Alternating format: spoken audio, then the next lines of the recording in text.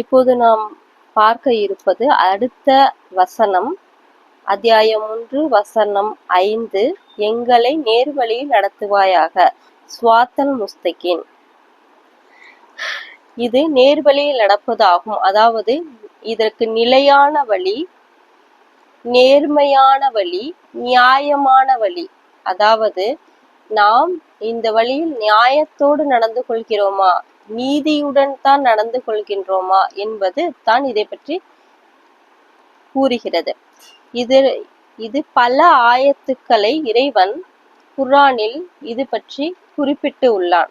அதில் முக்கியமான ஆயத்து என்னவென்றால் அத்தியாயம் 6 வசனம் 151 முதல் 153 வரை.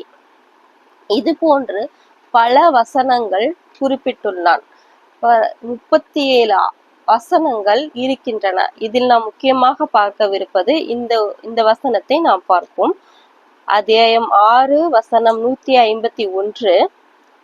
எப்பொருளையும் அவனுக்கு இணையாக ஆக்கி கொள்ளாதீர்கள். பெற்றோர்களுக்கு நன்மை செய்யுங்கள். வறுமைக்கு பயந்து உங்கள் குழந்தைகளை கொள்ளாதீர்கள். உங்களுக்கும் அவர்களுக்கும் நாமே உணவளிக்கின்றோம். அவற்றில் வெளிப்படையான இரகசியமான மனதிற்கு கேடான காரியங்களை நீங்கள் நெருங்காதீர்கள். அல்லாஹ் தடுத்திருக்க எந்த ஒரு மனிதரையும் நியாயமின்றி கொலை செய்யாதீர்கள். இவற்றை நீங்கள் உணர்ந்து கொள்வதற்காகவே உங்களுக்கு போதிக்கின்றான். அடுத்த வசனம் 152. மிக முக்கியமாக அனாதையின் பொருட்களை பற்றி இறைவன் கூறுகின்றான். அனாதைகளின் பொருட்களின் பக்கம் அவன் தக்க பருவத்தை அடையும் வரைவில் அழகான முறையில் என்று நீங்கள் நெருங்காதீர்கள். அளவையும் நிறுவையையும் நியாயத்தை கொண்டு நிரப்பமாக்குங்கள். நாம் எவரையும் அவர் சக்திக்கு மீறி கஷ்டப்படுத்துவதில்லை. நீங்கள் பேசும் பொழுது நெருங்கிய உறவினராக இருந்த பொழுதிலும் நியாயமாகவே பேசுங்கள். அல்லாஹ்வுக்கு உறுதிமொழியை நிறைவேற்றுங்கள். அதாவது அல்லாஹ்வின் உடன்படிக்கையை நிறைவேற்றுங்கள். நீங்கள் நினைவு கொள்ளும் பொருட்டே அல்லாஹ் உங்களுக்கு போதிக்கின்றான். வசனம் 153. மேலும் இதுவே என்னுடைய நேரான வழியாகும். திஸ் இஸ் த ஸ்வாத்தல் முஸ்தகின். ஆகவே இதனையே பின்பற்றுங்கள். இதர வழிகளை நீங்கள் பின்பற்ற வேண்டாம். அவை உங்களை அவனுடைய வழியை விட்டும் பிரித்து விடும். நீங்கள் பயபக்தியாளர்களாக இருப்பதற்கு இவ்வாறு அவன் உங்களுக்கு போதிக்கின்றான். அதாவது இதுவே என்னுடைய நேரான வழியாகும் என்று சில குறிப்புகளை, அதாவது இது போல் நீங்கள் நடந்து கொள்ளுங்கள். இது மிகவும் முக்கியமானது என்னவென்றால் நிச்சயமாக நீங்கள் இணை வைக்க கூடாது. இணையாக ஆக்காதீர்கள். எப்பொருளையும் இணையாக ஆக்காதீர்கள். நியாயமாகவே நடந்து கொள்ளுங்கள். நீதியுடனே நடந்து கொள்ளுங்கள். அளவையும் நிலுவையும் நியாயத்தை கொண்டே நிரப்புங்கள். நெருங்கிய உறவினராக இருக்கும் பொழுதும் நியாயமாகவே பேசுங்கள் என்று இறைவன் குறிப்பிட்டுள்ளான். இதில் நாம் அடுத்த வசனத்திற்கு போலாம். இந்த வசனம் மூசாவிற்கு கொடுக்கப்பட்ட ஸ்வாத்தல் முஸ்தகின், அதாவது நேரான வழியாகும். இந்த வழிகளை பின்பற்றி நம்மை நாம் சீர்படுத்தி கொண்டு வர வேண்டும். திரும்ப திரும்ப இந்த வசனத்தை படிக்கும் பொழுது இதன்படி நாம் நடந்து கொள்கின்றோமா என்று சற்று சிந்தித்து பார்த்து எந்த நியாயமாக நடந்து கொள்ள வேண்டும். அடுத்த வசனத்தில் நேரான வழியை பற்றி பார்க்கலாம். அது 2வது அத்தியாயம் 142வது ஆயத்தில் இறைவன் குறிப்பிட்டுள்ளான் நேரான வழியை பற்றி. அதாவது தான் நாடியவரை அவன் நேர் வழியில் செலுத்துவான்.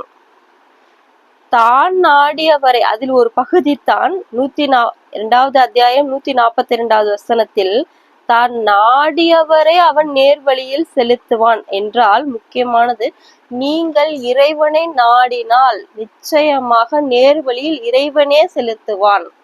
இறைவனே பொறுப்பெடுக்க வேண்டும். இறைவனே நீயே இதற்கு பொறுப்பெடுத்துக்கொள், என்னிடம் ஒப்படைக்க வேண்டாம், உன்னிடமே நான் சரணாகதி அடைந்து விட்டேன் என்று நீங்கள் இறைவனிடமே திரும்பும் பொழுது அவனே உங்களுக்கு நேர்வழியை காண்பிப்பான். நேர்வழி என்பது இந்த விஷயத்தை நீங்கள் செய்யலாமா செய்யக்கூடாதா என்று இறைவனே உங்களுக்கு இதை சுட்டி காட்டுவான். இதன்படி நடந்து கொள்ளுங்கள் என்ற. இது 2வது அத்தியாயம் 142வது வசனத்தில் தான் நாடியவரை அவன் நேர்வழியில் செலுத்துவான். நீங்கள் நாடிவிட்டால் நிச்சயமாக இறைவன் உங்களுக்கு நேர்வழி செலுத்துவதில் தப்பவே மாட்டான் என்பதுதான். அடுத்த வசனம் 2வது ஆயத்து 213வது வசனத்தில் உள்ளது. எடுத்துக்கொள்ளவும். 2வது அத்தியாயம் 213. இதில் இறைவன் என்ன சொல்ல வருகின்றான் என்றால், மனிதர்கள் ஒரே சமுதாயத்திலாகவே இருந்தனர். அல்லாஹ் நற்செய்தி கூறுவோராகவும் அச்சமூட்டி எச்சரிக்கை செய்பவராகவும் நபிமார்களை அனுப்பி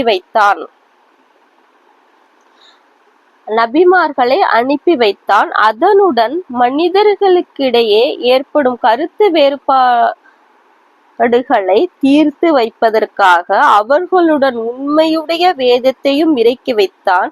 எனினும் வேதம் கொடுக்க பெற்றவர்கள் தெளிவான ஆதாரங்கள் வந்த பின்னர் தம்மிடையே உள்ள பொறாமை காரணமாகவே மாறுபட்டார்கள். ஆயினும் அல்லாஹ் அவர்கள் மாறுபாட்டை புறக்கணித்து விட்ட உண்மையின் பக்கம் செல்லுமாறு தம்மீது நம்பிக்கை கொண்டவர்களுக்கு தன் அருளினால் நேர்வழி காட்டினான். இவ்வாறு அல்லாஹ் தன் நாடியோரே நேர்வழியில் செலுத்துகின்றான். அதாவது இந்த சமுதாய மக்களுக்கு ஒரு நற்செய்தி கூறுவதற்காக, அச்சமூட்டி எச்சரிப்பதற்காக நபிமார்களை அனுப்பி மனிதர்களுக்கிடையே கருத்து வேறுபாடு கொண்டு தீர்ப்பு வைத்ததற்காக உண்மை கொண்ட வேதத்தை இறைவன் இறக்கி வைத்தான்.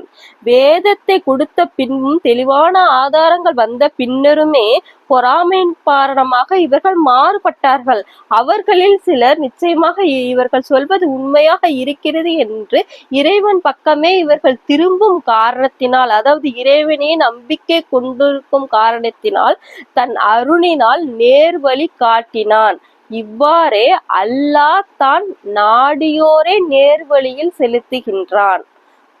இந்த வசனம் நேர்வழியை பற்றி இறைவன் குறிப்பிடுகின்றான். நீங்கள் வழி தவறி போனாலும் யார் நேர்வழியில் என்னுடைய பாதையில் நம்பிக்கை கொண்டு வருகின்றார்களோ அவர்களுக்கு நிச்சயமாக நான் நேர்வழியை காண்பிப்பேன் என்று இறைவன் கூறுகின்றான். நாம் அடுத்த வசனத்தை பார்ப்போம். 3வது அத்தியாயம் வசனம் 51. எடுத்துக்கொள்ளவும். 3வது அத்தியாயம் வசனம் 51. நிச்சயமாக அல்லாவே என்னுடைய இறைவனும் உங்களுடைய இறைவனும் ஆவான். ஆகவே அவனுக்கே பணியுங்கள், இதுவே நேரான வழியாகும். இதில் என்ன சொல்ல வருகின்றாள் என்றால், ஈசா நபி சொல்கின்றார், நிச்சயமாக அல்லாவே என்னுடைய இறைவனும் உங்களுடைய இறைவனும் ஆவான்.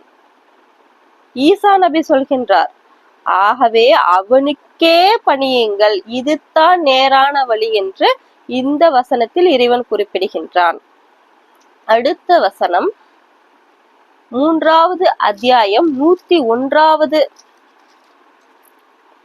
101வது வசனத்தில் இறைவன் குறிப்பிடுகின்றால் எது நேர்வழி என்று.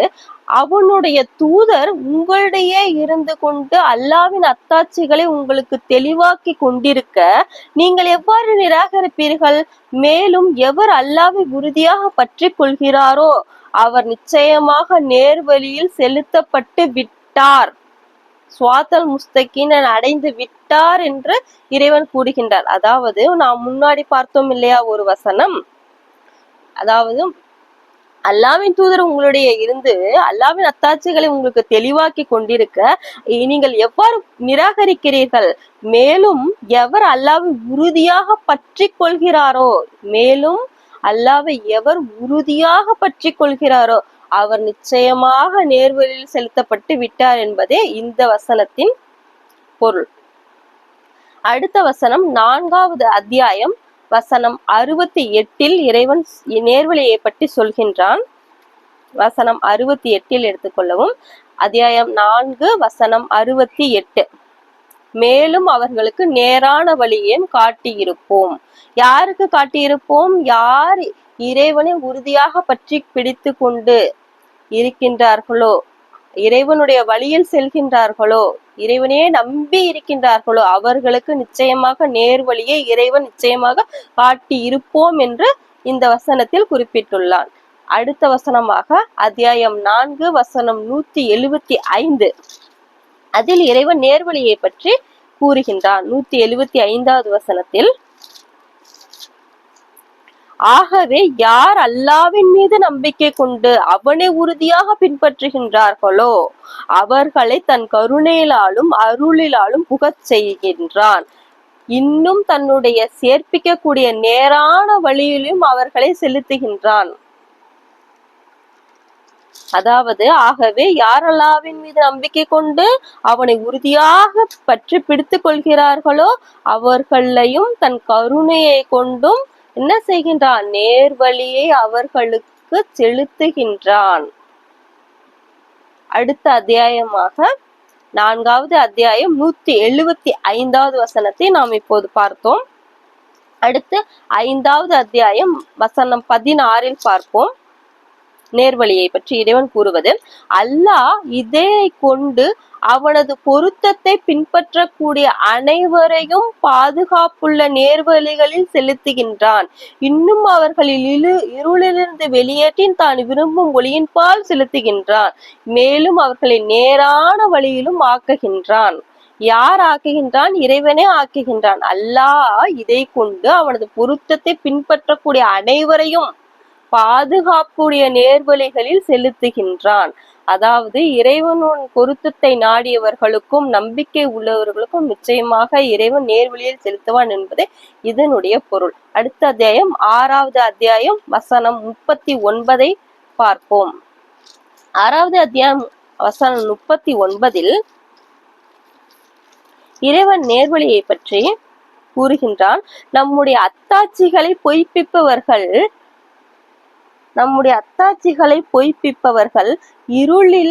இருள்களில் செவிடர்களாகவும் ஊமையர்களாகவும் இருக்கின்றார்கள். அல்லாவைத்தான் நாடியவர்கள் தவறான வழியில் செல்ல விட்டு விடுகின்றான். இன்னும் அவன் நாடியவர்கள் நேர்வழியில் செலுத்துகின்றான். பொய்ப்பிப்பவர்களை இருளிலும் செவிடர்களாகவும் ஊமையர்களாகவும் இருக்கின்றார்கள். தன் பக்கம், அதாவது அல்லாவின் பக்கம் யார் வருகின்றார்களோ, அல்லாவை நாடி யார் வருகின்றார்களோ அவர்களுக்கு இறைவன் நேர்வழியை காட்டுகின்றான், நேர்வழியையும் செலுத்துகின்றான். இதில் அடுத்த அத்தியாயம் 6வது அத்தியாயம் வசனம் 87 எடுத்துக்கொள்ளவும். அந்த வசனத்தில் இறைவன் என்ன சொல்ல வருகின்றார் என்றால், இவர்களுடைய மூதாதையர்களிலிருந்தும் இவர்களுடைய சந்ததியில் இருந்தும் இவர்களுடைய சகோதரரிலிருந்தும் நான் தேர்ந்தெடுத்து அவர்களை நேர்வழியில் செலுத்தினோம். ஸ்வாத்தல் முஸ்தகின், அதாவது இவர்களுடைய மூதாதையர்களிலிருந்து இவர்களுடைய சந்ததியிலிருந்தும் இவருடைய சகோதரர்களிலிருந்தும் யாராக இருந்தாலும் இறைவனை நம்பி இறைவனுடைய பாதையை பின்பற்றி இறைவனை பற்றி பிடித்து கொள்பவர்கள், நம்பிக்கை கொண்டவர்கள் யாராக இருந்தாலும் அவர்களுக்கு இறைவன் நேர்வழி செலுத்துவான் என்பதே இதனுடைய பொருள். அடுத்த வசனமாக 6வது அத்தியாயம் வசனம் 126 எடுத்துக்கொள்ளவும். 126 இதுவே இறைவனின் நேரான வழியாகும். இதுவே இறைவனின் நேரான வழியாகும். எது? முன்னாடி 125ல 6வது அத்தியாயம் 125 படித்தால் 126வது வசனம் நிச்சயமாக புரியும். அல்லாஹ் தனக்கு நேர்வழி காட்ட வேண்டும் என்று யார் விரும்புகிறாரோ அவர்களுடைய இருதயத்தை சமாதானத்திற்காக விசாலமாக்கின்றான். யாரை அவன் வழி தவற விடுகின்றானோ அவரை இருதயங்கள் வானத்தில் ஏறுபவன் இருதயத்தை போல் இறுக்கி சுருக்கும்படி செய்கின்றான். இவ்வாறு நம்பிக்கை கொள்வதற்கு அல்லாஹ் வேதனை செய்கின்றான். இதுவே இறைவனின் நேரான வழியாகும். அதாவது இதில் என்ன சிம்பிளாக எப்படி சொல்றது என்றால், இறைவன் நேர்வழி காட்ட யாரு விரும்புகின்றாலோ அவருடைய இதயத்தை விசாலமாக்குகின்றான். இல்லை இல்லை எனக்கு இந்த வழி வேண்டாம், இந்த வழியை விட்டு விட்டு யாரு புறக்கணிக்கின்றார்களோ அவர்களுக்கு வானத்தில் ஏற ஏற ஏற ஏற, ஃபார் எக்ஸாம்பிள் நம்மளே வானத்தில் ஏறுகின்றார்கள் அல்லவா, அவர்கள் வானத்தில் ஏற ஏற அவர்களுடைய இருதயங்கள் நிச்சயமாக சுருங்கிவிடும். நம் பூமியில் இருக்கும் பொழுதுதான் இதயம் விசாலமாக இருக்குமே தவிர, வானத்தில் செல்ல செல்ல, அதாவது நாம் உயரம் செல்ல செல்ல செல்ல நம்முடைய இதயம் சுருங்கிவிடும் என்பதே இதனுடைய பொருளாக உள்ளது. சோ இதுவே இறைவனின் நேரான வழியாகும் என்று இறைவன் இந்த 6வது அத்தியாயம் 126வது வசனத்தில் குறிப்பிடுகின்றான். அடுத்தது 6வது அத்தியாயம் 153 நாம் முன்னரே பார்த்தோம். அதில் மூசா நபிக்கு சொன்னபடி சில முக்கியமான குறிப்புகள் இறைவன் சொல்லியிருக்கின்றான். அதன்படி நடந்து கொண்டால் இதுதான் இறைவனுடைய நேரான வழி என்றும் இறைவன் சொல்லியிருக்கின்றான். அடுத்தது 7வது அத்தியாயம் 16வது ஆயத்தை நாம் எடுத்துக்கொள்வோம். 7வது அத்தியாயம் 16வது ஆயத்தில் நேர்வழியை பற்றி இறைவன், நீ என்னை வழிகெட்டவனாக விட்டதன் காரணத்தினால் அவர்களின் உன்னுடைய நேரான பாதையில் நிச்சயமாக நான் உட்கார்ந்து கொள்வேன் என்று கூறினான். நீ என்னை வழிகெட்டவனாக விட்டதன் காரணத்தினால் அவர்கள் உன்னுடைய நேரான பாதையில் நிச்சயமாக நான் உட்கார்ந்து கொள்வேன் என்று கூறினான். இதற்கு முன்னர் வசனத்தை பார்த்தால், நிச்சயமாக அவகாசம் கொடுப்பவர்களின் ஒருவனாய் என்று கூறினான். அடுத்த வசனத்தை பார்த்தால், பின் நிச்சயமாக நான் அவர்கள் முன்னர் அவர்கள் பின்னர் அவர்கள் வலதுபுறத்திலும் அவர்கள் இடப்புறத்திலும் வந்து கொண்டிருப்பேன், அவர்களின் பெரும்பாலான நன்றி செலுத்துவராக காண மாட்டாய். அதாவது இது யார் புறக்கணிக்கிறார்களோ அவர்களை பற்றி இறைவன் கூற வருவது. 25வது வசனத்தை பார்ப்போமே ஆனால், இறைவன் மேலும் அல்லாஹ் சமாதானமிக்க வாழ்விடத்தின் பால் அழைக்கின்றான், இன்னும் அவன் நாடியோரை நேர்வழியில் செலுத்துகின்றான். அதாவது சமாதானமிக்க வாழ்க்கையை யார் வாழ்கின்றார்களோ அவர்களுக்கும் நேர்வழி நிச்சயமாக இறைவன் காண்பிப்பான் என்பதே இதனுடைய பொருளாக நாம் எடுத்துக்கொள்ளலாம். சமாதான பாதையை நாம் எடுத்துக்கொள்ள வேண்டும். 10வது அத்தியாயம் வசனம் 25. அடுத்த அத்தியாயம் 11வது அத்தியாயம் 56வது ஆயத்தை பார்ப்போமானால், நிச்சயமாக நாம் எனக்கும் உங்களுக்கும் இறைவனாக இருக்கும் அல்லாஹ்விடமே பொறுப்பை ஒப்படைத்து விட்டேன். எந்த உயிரினமாயினும் அதன் முன் நெற்றி உரோமத்தை அவன் பிடிப்பதாகவே இருக்கின்றான். நிச்சயமாக என் இறைவன் நேரான வழியில் இருக்கின்றான். நிச்சயமாக நான் எனக்கும் உங்களுக்கும் இறைவனாகிய இருக்கும் அல்லாஹ்விடமே பொறுப்பை ஒப்படைத்து விட்டேன். பொறுப்பை அவனிடமே ஒப்படைத்து விடுவதும், எந்த உயிரினமாயினும் அதன் முன்னெற்றி உரோமத்தை அவன் பிடிப்பதாகவே இருக்கின்றான். நிச்சயமாக என் இறைவனின் நேரான வழியில் இருக்கின்றான். யார் இறைவனிடம் பொறுப்பை ஒப்படைத்தார்களோ அவர்களுக்கும் நேர்வழி காட்டுவது இறைவனுடைய பொறுப்பாகவே இருக்கின்றது. ஆகவே நாம் இறைவனிடத்தில் பொறுப்பை அவனிடமே ஒப்படைத்தும் சமாதானமிக்க வாழ்க்கையை வாழ்ந்தும் அவனையே பற்றி பிடித்து கொண்டும் அவனே கதி என்றும் அவனை நாடி சென்றும் நாம் இருந்தோமானால் நேர்வழியை அடையலாம் என்று இந்த வசனங்கள் நமக்கு தெளிவாக குறிப்பிடுகின்றது.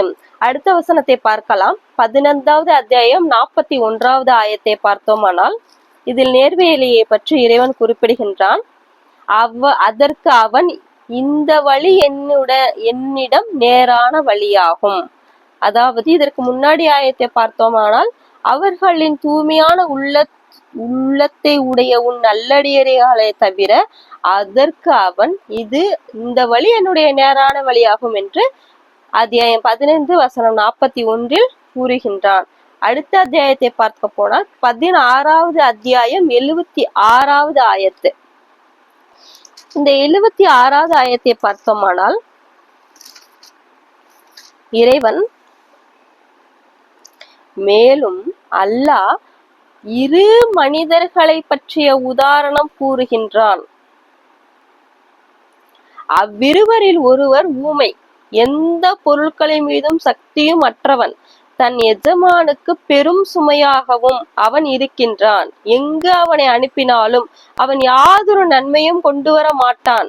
மற்றொருவனோ தானும் நேர்வழியிலிருந்து நீதியை கொண்டு ஏவுகின்றான். இவனுக்கு சமமாவானா அவன்? இல்லையல்லவா? அதாவது அல்லாஹ் இரு மனிதரை உதாரணமாக கொண்டு இதில் கூறுகின்றான். அவ்விருவரில் ஒருவர் ஊமை, எந்த பொருட்கள் மீதும் சக்தியும் அற்றவன், எஜமானுக்கு பெரும் சுமையாக இருக்கின்றான். எங்கு அனுப்பினாலும் அவன் யாதொரு நன்மை கொண்டு வர மாட்டான். அப்பொழுது இன்னொருவர் இருக்கின்றார், யாதொரு நன்மையையும் கொண்டு வர. மற்றொருவன் தானும் நேர்வழியிலிருந்து நீதியை கொண்டு ஏவுகின்றான். தானும் நேர்வழியிலிருந்து நீதியை கொண்டு ஏவுகின்றான். சோ இந்த இருவரும் சமமாக மாட்டார்கள் என்பதே இதனுடைய பொருளாக நாம் கருதப்படுகின்றோம். அதாவது நேர்வழியை நடப்போருக்கு நிச்சயமாக நேர்வழி இறைவன் காமிப்பான். அடுத்தது 16வது அத்தியாயம் 121வது ஆயத்தை பார்த்தோமானால், 121வது ஆயத்தில் அவனுடைய அருட்கொடைகளுக்கு நன்றி செலுத்துவோராக இருந்தார். அவன் அவரை தேர்ந்தெடுத்து கொண்டான், இன்னும் அவரை நேர்வழியில் செலுத்தினான். அருட்கொடைகளுக்கு யார் நன்றி செலுத்துவோராக இருக்கின்றார்? அவரை தேர்ந்தெடுத்து கொண்டான். நன்றி செலுத்துதல் என்பது மிகவும் இதில் முக்கியமான ஒன்று. நன்றி செலுத்துவது என்பது என்னவென்றால், உங்களுக்கு ஒரு பொருள் கிடைக்கிறது, ஒரு செல்வம் கிடைக்கிறது, அல்லது உங்களுக்கு ஒரு மகன் இருக்கின்றான், மகன் கிடைக்கின்றான், மகள் கிடைக்கின்றது, மனைவி கிடைக்கின்றாள், சொத்து கிடைக்கிறது, எது வேணாலும் கிடைக்கிறது என்றால் நீங்கள் அதற்கு நன்றி என்று ஒரு வார்த்தை செலுத்துவது இறைவன் ஏற்றுக்கொள்வதில்லை. அந்த பொருளிலிருந்து நீங்கள் பிறருக்கு தருவது, அதுதான் இறைவனுடன் நன்றி செலுத்துவதே ஆகும் என்று ஆயத்துக்கள் இருக்கின்றன. சோ அதை பற்றி பிறகு நாம் விரிவாக பார்க்கலாம். இப்பொழுது பார்த்தோம்னால், யார் நன்றி செலுத்துகிறார்களோ அவர்கள் நேர்வழியில் செலுத்துகின்றான் இறைவன். அத்தியாயம் 16 121 இறைவன் சொல்கின்றார். அடுத்த அத்தியாயம் 17வது அத்தியாயத்தில் 35வது ஆயத்தை பார்ப்போமானால், மேலும் நீங்கள் அளந்தால் அளவை பூர்வையாக அளவுங்கள், இன்னும் நியாயத்தை கொண்டும் அளவிடுங்கள், இதுவே நன்மையுடையதாகவும் முடிவில் அழகானதுமாகும், இதுவே ஸ்வாத்தல் முஸ்தகீனும் ஆகும் என்று இறைவன் கூறுகின்றார். அளவையை நிச்சயமாக வியாபாரம் செய்வதாக இருந்தால் அளவை நேர்மையாக இருத்தல் வேண்டும். இது நாம் மூசா நபிக்கு கொடுத்த ஆயத்துக்களில் இருக்கின்றது அல்லவா? நியாயத்துடனே நடந்து கொள்ளுங்கள் என்று அதிலிருந்து நாம் எடுத்துக்கொள்வோம். அடுத்த ஆயத்து 19வது அத்தியாயம் வசனம் 36 பார்க்கலாம். 19வது அத்தியாயம் வசனம் 36 இறைவன் நேர்வழியை பற்றி சொல்கின்றான். அத்தியாயம் 19 வசனம் 36, இன்னும் நிச்சயமாக அல்லாவே என்னுடைய இறைவனாகவும் உங்களுடைய இறைவனாகவும் இருக்கின்றான். ஆகையால் அவனையே நீங்கள் அலையுங்கள், இதுவே நேரான வழியாகும். எல்லாருடைய ஈசா நபி சொன்னார் அல்லவா, என்னுடைய இறைவனும் உங்களுடைய இறைவனும் தான் ஒன்றே, ஆகவே அவனையே அலையுங்கள் என்று இதிலேயும் சொல்லப்பட்டிருக்கிறது. எதுல? 19வது அத்தியாயம் வசனம் 36 அதுவே கூறப்பட்டுள்ளது. சோ அவனையே நீங்கள் அலையுங்கள், அவனிடமே உதவியும் தேடுங்கள், அவனுக்கே பணியுங்கள், அவனுக்கே சரணாகதி அடையுங்கள், அவனே கதி என்று இருந்தால் நிச்சயமாக இதுதான் நேரான வழி ஆகும். என்னுடைய இறைவனும் உங்களுடைய இறைவனுமாக இருக்கின்றான், ஆகையால் அவனையே நீங்கள் அலையுங்கள், இதுவே நேரான வழியாகும். அடுத்த ஆயத்தை பார்த்தோம் என்றால் 22வது அத்தியாயம் வசனம் 54, இதில் இறைவன் என்ன சொல்கின்றான் என்றால், 54 பார்த்தோமானால், இன்னும் எவர்களுக்கு ஞானம் அளிக்கப்பட்டிருக்கிறதோ அவர்கள் நிச்சயமாக இது உம்முடைய இறைவனிடமிருந்து வந்த உண்மை என்று அறிந்து அதன் மீது நம்பிக்கை கொள்வதற்காகவும் அவர்களுடைய இதயங்கள் அவனுக்கு முற்றிலும் வழிபட்டு பணிகின்றன. மேலும் திடமாக அல்லாஹ் நம்பிக்கை கொண்டவர்களை நேர்வழியில் செலுத்துபவனாகவே இருக்கின்றான். அதாவது யார் நம்பிக்கை கொண்டு உள்ளார்களோ, இவன் தான் என்னுடைய இறைவன், இவனே என்னை காப்பாற்ற போதுமானவன், இவன் ஒருவனே போதுமானவன் என்று யார் அதில் நம்பிக்கை கொள்கின்றார்களோ அவர்களுக்கு நிச்சயமான நேர்வழி செலுத்துவது இறைவனோட பொறுப்பாக இருக்கிறது. இறைவனுடைய பொறுப்பாக இருக்கிறது. இறைவன் வாக்குறுதியை மீற மாட்டான். இறைவன் வாக்குறுதி செய்தால் நிச்சயமாக அதை காப்பாற்றுவது இறைவன் மிக்க வல்லவன். ஆகவே யார் நிச்சயமாக இறைவன் ஒருவனே நம்பிக்கை கொண்டு இருக்கின்றார்களோ அவங்களுக்கு நேர்வழி செலுத்துவது இறைவனுடைய பொறுப்பாக இருக்கின்றது. அத்தியாயம் 22:54 பார்த்தோம். அடுத்தது அத்தியாயம் 22 வசனம் 67 பார்ப்போம். ஒவ்வொருவருக்கும் வழிமுறையை ஏற்படுத்தினோம், அதனை அவர்கள் பின்பற்றினர். எனவே இக்காரியத்தில் அவர்கள் திடமாக உன்னிடம் பிணங்க வேண்டாம். இன்னும் உம்முடைய இறைவன் பக்கம் அழைப்பீராக. நிச்சயமாக நீர் நேர்வழியில் இருக்கின்றீர்கள்.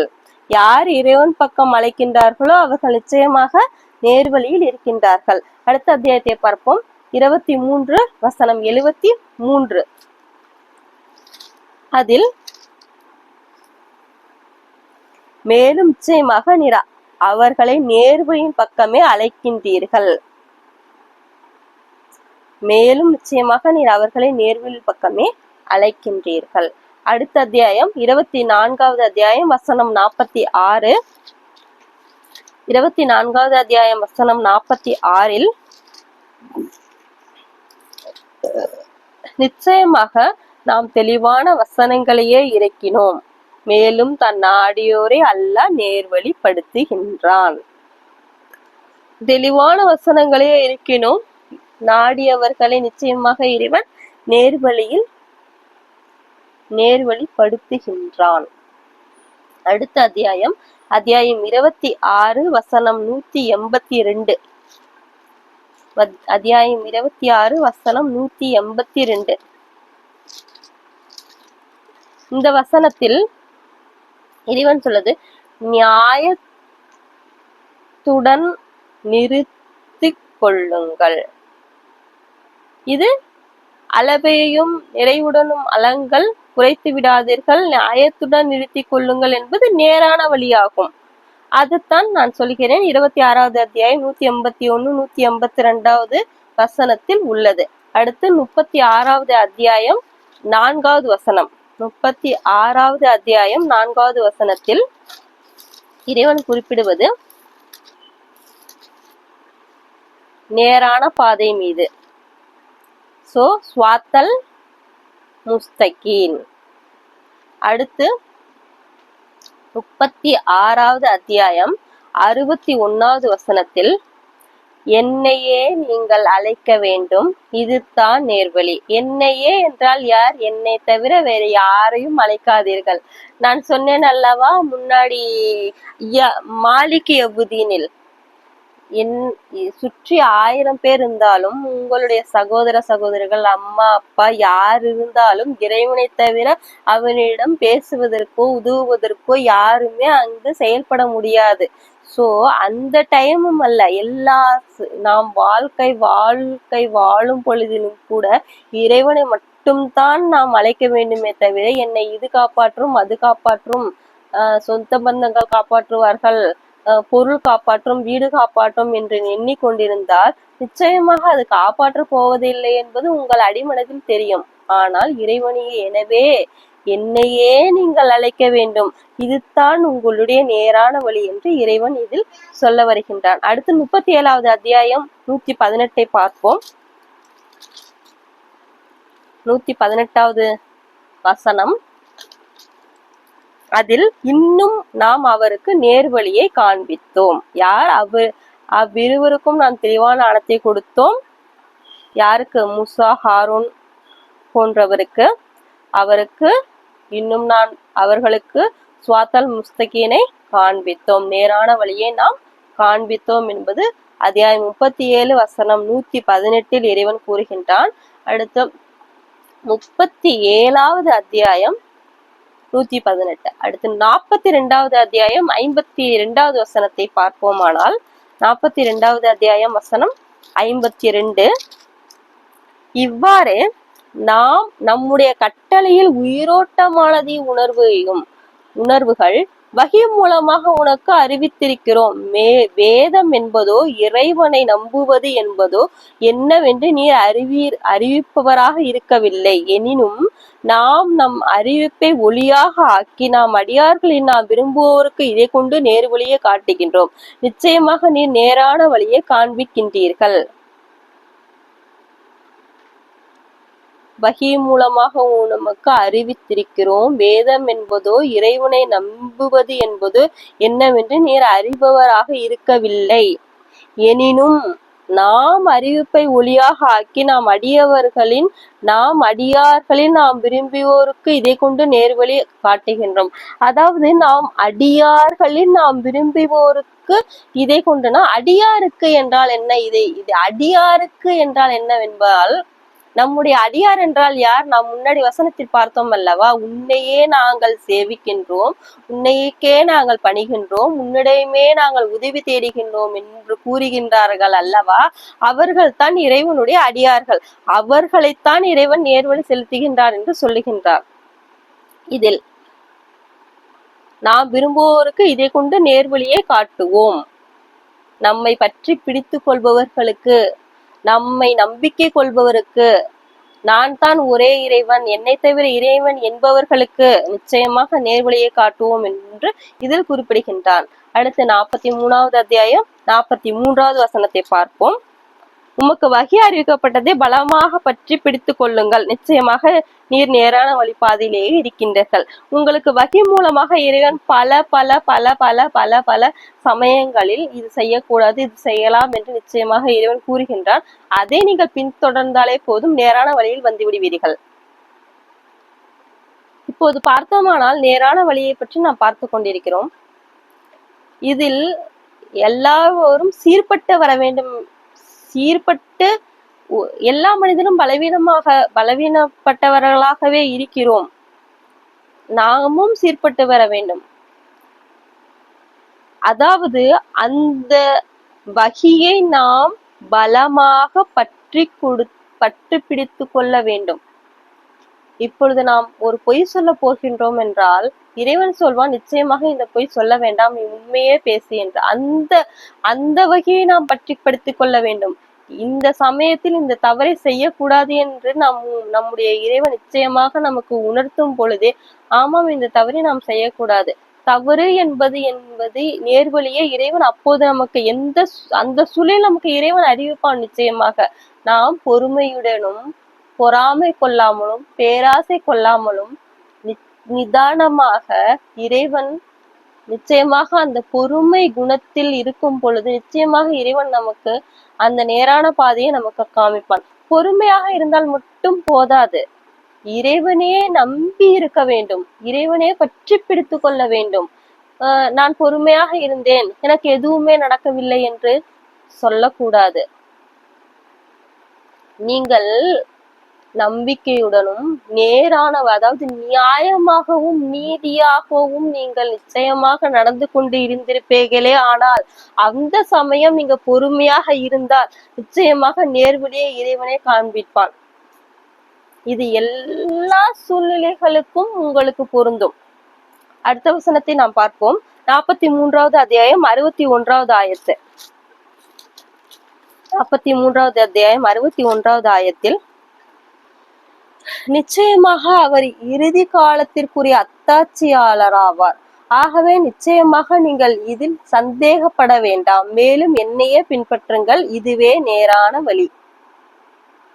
இதில் சந்தேகப்பட வேண்டாம், என்னையே பின்பற்றுங்கள். இதில் எந்த ஒரு சந்தேகமும் உங்களுக்கு வேண்டாம். உண்மையாகவே இறைவன் இதை சொல்கின்றான், என்னையே பின்பற்றுங்கள், இதுவே நேரான வழி என்று. அடுத்த வசனம் 43வது அத்தியாயம் வசனம் 64, நிச்சயமாக அல்லாஹ் தான் எனக்கு இறைவன், எனக்கும் இறைவன், உங்களுக்கும் இறைவன். ஆகவே அவனிடமே திரும்புங்கள், அவனை சந்தேகப்படாதீர்கள், அவனையே பின்பற்றுங்கள், இதுவே நேரான வழி. அடுத்தது 46வது அத்தியாயம் வசனம் 307, அத்தியாயம் 48 வசனம் 20, அத்தியாயம் 48 வசனம் 20. ஏராளமான வெற்றி பொருட்களை அல்லாஹ் உங்களுக்கு வாக்களிக்கின்றான். அவற்றை நீங்கள் கிடைக்கப் பெறுவீர்கள்.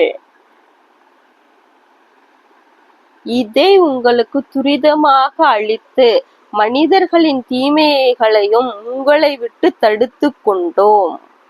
நம்பிக்கையாளர்களுக்கு ஒரு அத்தாட்சியாக இருப்பதற்காகவும் உங்களை நேர்வழியில் செலுத்துவதற்காகவும் என்று இறைவன் கூறுகின்றான்.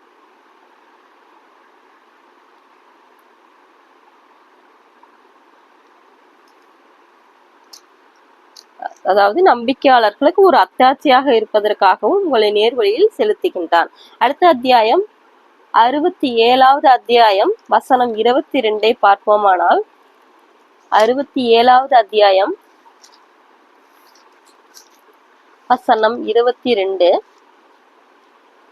இதில் இறைவன் நேர்வழியை பற்றி சொல்கின்றான். முதுகுப்புற விழுந்து செல்பவன் நேர்வழி அடைவானா அல்லது நேரான பாதையில் செவ்வையாக நடப்பானா? உங்களுக்கே தெரியும், முதுகுப்புறம் விழுந்து செல்பவன் நேர்வழியில் அடைவானா? நேர்வழியில் போக முடியுமா? அவன் தவறான வழியில், அதாவது நியாயம் இல்லாத வழியில் செல்வோமானா அவன் நேரான வழியில் செல்லவே முடியாது. அதைத்தான் இறைவன் இந்த அத்தியாயத்தில் குறிப்பிடுகின்றான். 67வது அத்தியாயம் 22 குறிப்பிடுகின்றான். அடுத்து 48வது அத்தியாயம் 2வது வசனத்தை பார்ப்போம். அதில் இறைவன் என்ன சொல்ல வருகின்றான் என்று. 42வது அத்தியாயத்தில், உமக்காக உன்னுடைய முந்தைய தவறுகளையும் பிந்தையவற்றையும் அல்லாஹ் மன்னித்து உம்மீது தனது அருட்கொடையை பூர்த்தி செய்து ஸ்வாத்தல் முஸ்தகின் வழியை நடத்துவதற்காகவும், அதாவது நீங்கள் முந்தைய தவறு செய்வீர்கள், பிந்தைய தவறும் செய்வீர்கள், எல்லாவற்றையும் இறைவன் மன்னித்து உங்களுக்கு நேரான பாதையை இறைவன் செலுத்துவான். இறைவன் மீது நம்பிக்கை கொண்டிருந்தால், இறைவனையே பற்றி பிடித்து கொண்டால் நிச்சயமாக இந்த நேரான வழிபாதையை இறைவனே உங்களுக்கு காட்டுவான். 39வது அத்தியாயம் 18வது ஆயத்தை எடுத்தோமானால், 39வது அத்தியாயம் 18வது வசனத்தை பார்த்தோமானால், அவர்கள் பேச்சுக்களை கவனமாக செவியேற்று அதில் மேன்மையானதை பின்பற்றுங்கள். அல்லாஹ் நேர்வழியில் செலுத்துவது இத்தகையோர்களைத்தாம், இவர்கள் தாம் நல்லறிவுடையோர். கவனமாக செவியேற்று, பேச்சுக்களை கவனமாக செவியேற்று அதில் மேன்மையானதை பின்பற்றுங்கள் என்று இறைவன் சொல்கின்றான். இது நேரான பாதையாகும், இதுவே நேர்வழி பாதையாகும். இப்படி 37 வசனங்களுக்கு மேல் இறைவன் நேரான வழியை சொல்கின்றான். இதில் மிக மிக முக்கியமானது என்னவென்றால், இறைவன் மீது நாம் நம்பிக்கை கொள்ள வேண்டும், இறைவனையே பற்றி பிடித்து கொள்ள வேண்டும், இறைவனையே பின்பற்ற வேண்டும். இறைவனை தவிர எதையும் நாம் பின்பற்றக்கூடாது. இதுவே நம்முடைய நேரான வழி. நியாயமாகவும் நீதியாகவும் தர்மமாகவும் நடந்து கொள்ள வேண்டும் என்பதே இறைவனுடைய நேரான பாதையாகும். நேரான வழி என்றால் நாம் நேராக நடக்கும் பொழுது பின்புறமாக நாம் பார்க்க தேவையில்லை.